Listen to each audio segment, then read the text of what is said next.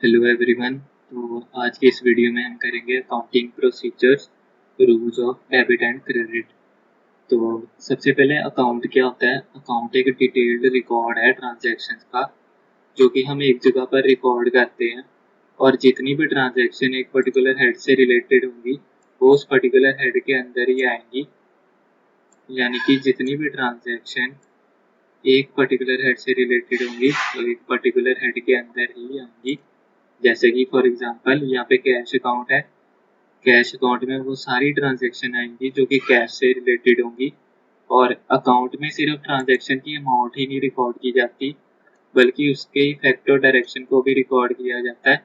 यहाँ पे इफेक्ट और डायरेक्शन का मतलब है कि जैसे यहाँ पे कैश आ रहा है या जा रहा है तो उसे हम उस हिसाब से डेबिट या क्रेडिट करेंगे।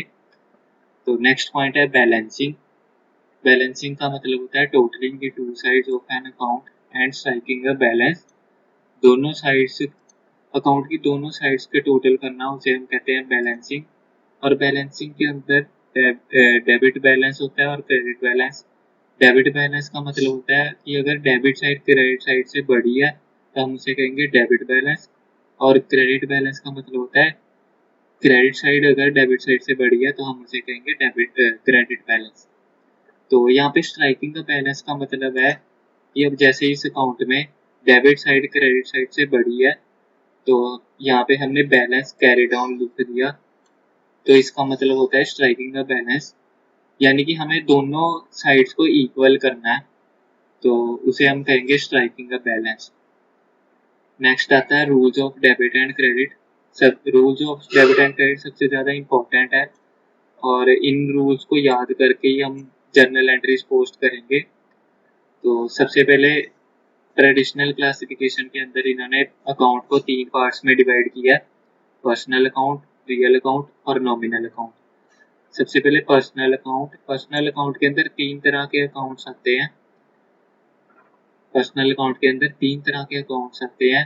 पहला natural personal account. Natural personal account के अंदर वो सभी अकाउंट आएंगे जैसे कि किसी भी पर्सन का नाम हो गया, वो सारे नेचुरल पर्सनल अकाउंट के अंदर आएंगे। और आर्टिफिशियल पर्सनल अकाउंट के अंदर आते हैं जैसे कंपनी का नेम या फिर इंस्टीट्यूट का नेम, वो सारे आर्टिफिशियल पर्सनल अकाउंट के अंदर आएंगे। और रिप्रेजेंटेटिव पर्सनल अकाउंट के अंदर आती हैं वो चीज़ें, वो ट्रांजैक्शन जो कि या तो पिछले साल की हैं या फिर अगले साल की हैं। जैसे कि इसमें 4 चीज़ें आएंगी। पहली एक्रूड इनकम या फिर आउटस्टैंडिंग एक्सपेंस, प्रीपेड इनकम या फिर प्रीपेड एक्सपेंस। ये चारों चीज़ें रिप्रेजेंटेटिव पर्सनल अकाउंट के अंदर आएंगी। और पर्सनल अकाउंट का रूल होता है debit the receiver and credit the giver. जो भी रिसीवर होगा हम उसे डेबिट करेंगे और जो भी गिवर होगा हम उसे क्रेडिट करेंगे। ये जर्नल एंट्रीज करते वक्त आपको ज़्यादा क्लियर हो जाएगा। नेक्स्ट आता है रियल अकाउंट। रियल अकाउंट के अंदर वो सारी एसेट्स आती हैं, चाहे वो इंटेंजिबल है चाहे टेंजिबल है। टेंजिबल एसेट्स वो एसेट्स होती हैं जिनको हम फील कर सकते हैं, टच कर सकते हैं, जैसे बिल्डिंग, मशीनरी, कैश, बैंक। ये सारी टेंजिबल एसेट्स के अंदर आएंगे। और इंटेंजिबल एसेट्स जैसे गुडविल, पेटेंट्स या फिर ट्रेडमार्क्स, ये सारे इंटेंजिबल एसेट्स, ये दोनों एसेट्स रियल अकाउंट के अंदर ही आएंगी। और रियल अकाउंट का रूल होता है debit what comes in and credit what goes out. जैसे अगर कैश है, अगर कैश आ रहा है तो हम उसे डेबिट करेंगे और अगर कैश जा रहा है तो हम उसे क्रेडिट करेंगे। फिर उसके बाद लास्ट आता है नॉमिनल अकाउंट। ये नॉमिनल अकाउंट के अंदर 2 चीज़ें इंक्लूड होती हैं, एक्सपेंस और लॉस और इनकम एंड गेन्स। ये दोनों चीज़ें नॉमिनल अकाउंट के अंदर होती हैं। एक्सपेंसेस हमारे खर्चे, इनकम्स या गेन्स, ये सारी नॉमिनल अकाउंट के अंदर आएंगी। जितने भी एक्सपेंस या फिर लॉस होंगे वो उसे हम डेबिट करेंगे। जैसे अगर रिपेयर्स है कोई तो हम उसे डेबिट करेंगे और क्रेडिट करेंगे हम सारी इनकम्स या फिर गेन्स को। इनकम जैसे अगर हमें कमीशन रिसीव हुई है तो हम उसे क्रेडिट करेंगे। फिर उसके बाद मॉडर्न क्लासिफिकेशन के अंदर इन्होंने 5 पार्ट्स में डिवाइड किया है, एसेट्स, लायबिलिटीज, कैपिटल, एक्सपेंसेस और रेवेन्यू। एसेट्स वो चीज़ें होती हैं जो कि आगे चलकर हमें इकोनॉमिक बेनिफिट प्रोवाइड करे, उन्हें हम एसेट्स कहते हैं। और एसेट्स एक ऑर्गेनाइजेशन का फाइनेंशियल रिसोर्स होती हैं। और एसेट्स का रूल होता है कि एसेट्स का हमेशा डेबिट बैलेंस ही होगा। ये आपको याद रखना है, एसेट्स का हमेशा डेबिट बैलेंस ही होगा। और अगर एसेट्स बढ़ रही हैं तो हम उसे डेबिट करेंगे, और अगर एसेट घट रही हैं तो हम उसे क्रेडिट करेंगे। अब जैसे अगर हमने कोई एसेट खरीदी तो हम उसे डेबिट करेंगे, और अगर हमने कोई एसेट बेची तो हम उसे क्रेडिट करेंगे। अब डेप्रिसिएशन के केस में जब एसेट घटेगी तो हम उसे क्रेडिट करेंगे। नेक्स्ट आता है लायबिलिटीज। लायबिलिटीज होती है हमारी देनदारियां, कि हमने दूसरे को कितने पैसे देने हैं, हम दूसरे के लिए कितने लाइबल हैं, उसे हम कहते हैं लायबिलिटीज।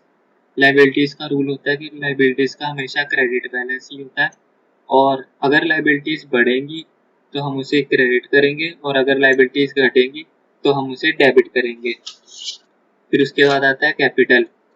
कैपिटल होता है जितना भी पैसा एक ओनर अपने बिजनेस में लगाता है उसे हम कहते हैं कैपिटल।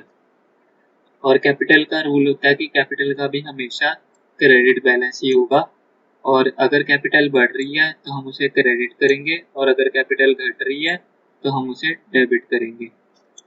नेक्स्ट आता है एक्सपेंसेस। एक्सपेंसेस होते हैं हमारे खर्चे, और एक्सपेंसेस के केस में अगर एक्सपेंसेस बढ़ रहे हैं तो हम उसे डेबिट करेंगे, और अगर एक्सपेंसेस घट रहे हैं तो हम उसे क्रेडिट करेंगे। नेक्स्ट लास्ट आता है रेवेन्यू। रेवेन्यू होता है जो भी हमने कमाया या फिर जो भी हमारा प्रॉफिट है उसे हम रेवेन्यू कहते हैं। रेवेन्यू का रूल होता है रेवेन्यू का भी हमेशा क्रेडिट बैलेंस ही होगा, और अगर रेवेन्यू बढ़ रहा है तो हम उसे क्रेडिट करेंगे, और अगर रेवेन्यू घट रहा है तो हम उसे डेबिट करेंगे। ये कुछ रूल्स है जो कि आपको याद रखने हैं।